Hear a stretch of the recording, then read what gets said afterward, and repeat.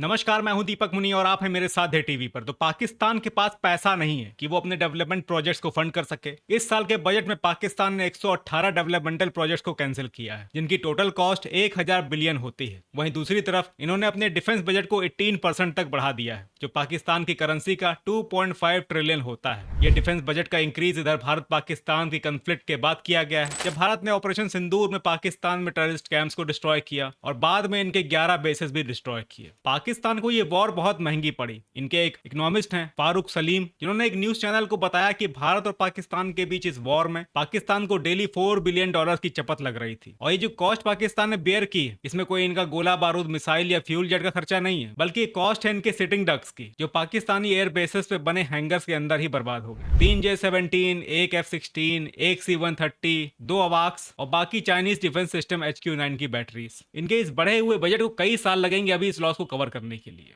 सोचिए इसके बाद पब्लिक वेलफेयर का इनके यहाँ क्या स्टैंडर्ड होगा। अब सोचिए 1000 बिलियन वर्थ के डेवलपमेंटल प्रोजेक्ट्स ये कैंसिल कर रहे हैं और दूसरी तरफ से अपने डिफेंस बजट को बढ़ा रहे हैं। ऐसे में क्या पड़ेगा असर इसका पब्लिक वेलफेयर पर? लोगों को बेसिक नेसेसिटीज की चीजें नहीं मिल पाती होंगी। और ये कंपैरिजन करते हैं भारत से, जहां इतने का वेलफेयर बेनिफिट्स तो बांग्लादेशी और रोहिंग्या इलीगल से खा जाते हैं। 1000 बिलियन का डेवलपमेंटल प्रोजेक्ट खत्म किया है, उसके बाद भी खर्चा करने को इनके पास $880 बिलियन ही, और ये इनका टोटल बजट है। If I am not wrong, इसे या तो हमारे यहाँ नेशनल फूड सिक्योरिटी एक्ट का बजट है, यानी कि जो अनाज हमारे यहाँ बांटा जाता है। ऊपर से पाकिस्तान के ऊपर IMF के बेल आउट की कंडीशंस को फुलफिल करने के लिए भी प्रेशर। इनको यहाँ पर भी अपने एक्सपेंसेस को और ज्यादा कम करना है। इसलिए पाकिस्तान की आवाम को सीरियसली समझना होगा कि पाकिस्तान कॉस्टली वॉर्स नहीं अफोर्ड कर सकता। आप जिंदगी भर मांग मांग कर नहीं खा सकते। आपको अपनी अर्निंग के सोर्स बनाने होंगे, इंफ्रास्ट्रक्चर पर काम करना होगा, इन्वेस्टमेंट लाना होगा और चाइना के डेब्ट ट्रैप पॉलिसी से बाहर निकलना होगा। देखिए जो कंडीशंस है पाकिस्तान में और जिस तरह की पॉलिसीज इनकी सरकार अपने यहाँ ला रही, आने वाले वक्त में पाकिस्तान की कंडीशन और ज्यादा खराब होने वाली। GDP ग्रोथ रेट इनके यहाँ 3% के आसपास है और इन्फ्लेशन 8%। इसके बाद यहाँ पर डाइवर्जन ऑफ रिसोर्सेस है, कुछ डिफेंस की तरफ तो कुछ आतंकवादियों को फंड करने की तरफ। ये कुछ वैसा ही है कि जिस पैसे से रोटी खरीदनी होती है उस पैसे से गोली खरीद लेते हैं। पाकिस्तानी चाइना को अपना आइडियल मानते हैं, तो कम से कम चाइना ऐसा ही सीखें। चाइना ने आज भले ही अपना डिफेंस मजबूत कर लिया है, पर चाइना का फोकस हमेशा से डिफेंस पर नहीं रहा। चाइना ने हमेशा अपनी इकोनॉमी को बिल्डअप करने पर अपने एफर्ट्स और रिसोर्सेज को इन्वेस्ट किया है। चाइना एक इकोनॉमिक पावर हाउस है और उसकी इकोनॉमी ही उसका बेस है। आज चाइना में इतनी क्षमता है कि वो यूएस से सीधे लोहा ले सकता है, पर क्या चाइना यूएस से लड़ने जाएगा? नहीं, चाइना यूएस से कभी नहीं लड़ेगा और इसीलिए यूएस चाइना के साथ ट्रेड वॉर करता है। तो भैया पाकिस्तान के लोगों कुछ सीखो, अपने आका चाइना से ही सीखो। अच्छा खाओ, अच्छा पहनो और अपने लिए एक बेहतर मुल्क बनाओ, क्योंकि झंडे पे चांद और चांद पे झंडा होने में फर्क होता है।